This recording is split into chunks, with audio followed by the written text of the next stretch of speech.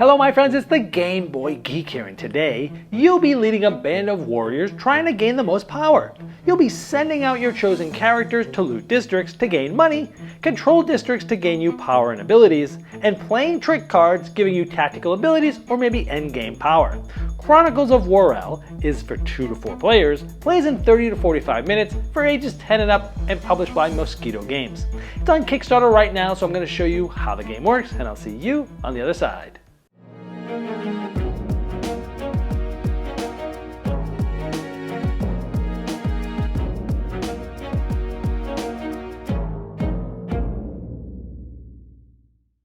The object of the game is to have the most power in the end. You'll be gaining power in different ways, like controlling certain districts. Or certain trick cards can gain you power at the end. And even some characters can grant you some power at the end of the game with their special ability, depending on which districts you control.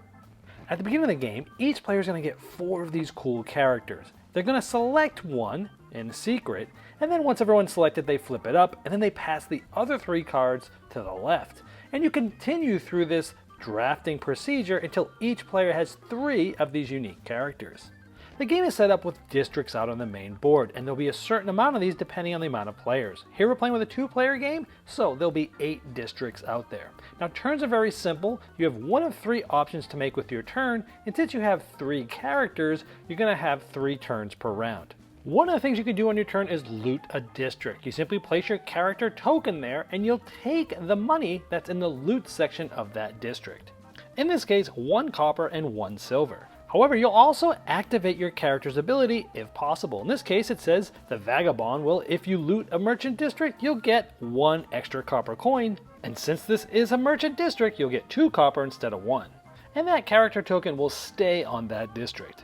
It'd then be the next player's turn clockwise. Now let's say that player wants to take control of a district. They can place their token on it and they can pay the cost. Here it's 7 gold and 1 silver. Of course this would have happened much later in the game because you wouldn't have that many resources at the beginning to do this.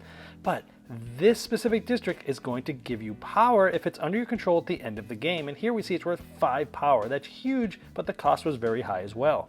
You'd actually take the district and your character token and place it in front of you. Now some of these districts, when you take control of them, have an effect that happens immediately. Like this one lets you look at 3 of the top next cards in the district deck, which allows you to put them in any order, and you can even put some of them on the bottom of the deck as well. So some of these cards have effects when you take control of them. Sometimes when looting a district, you might be able to draw a trick card. And these do all sorts of different things, like you can replay a character which has already been played this round, because normally you can only play each of your characters once per round. Or at the end of the game, if you have 4 different types of districts under your control, you win 3 extra powers. Or on your turn, you can use one of your characters to steal 3 silver coins from another player.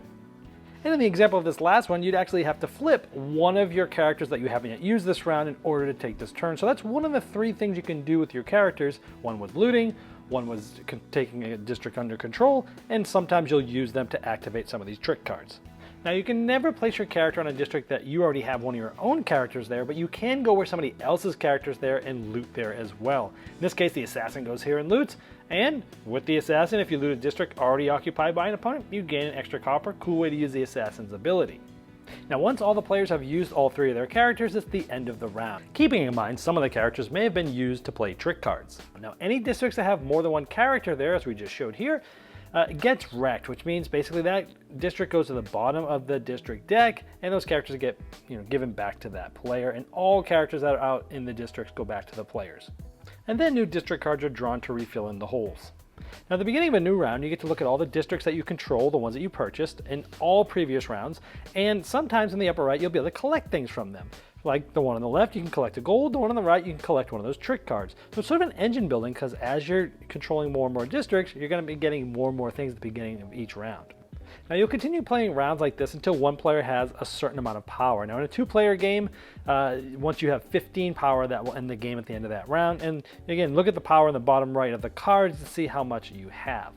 And keep in mind that some trick cards and some characters can help you score power at the end of the game as well.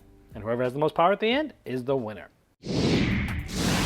Well, there you have Chronicles of Waral, and as I showed in the overview, Simple 3 things you can do on your turn, but mixing all those together with character abilities and trick cards and trying to loot and find the right time to get the districts gives you a lot of good tactical play. Now, if you'd like to see all the different pledge levels available, you can click the link below me in the description of this video. It will take you directly to the Kickstarter project page. And this Kickstarter is fulfilling next month, December of 2020, and Mosquito Games, I'm sure, would love your support.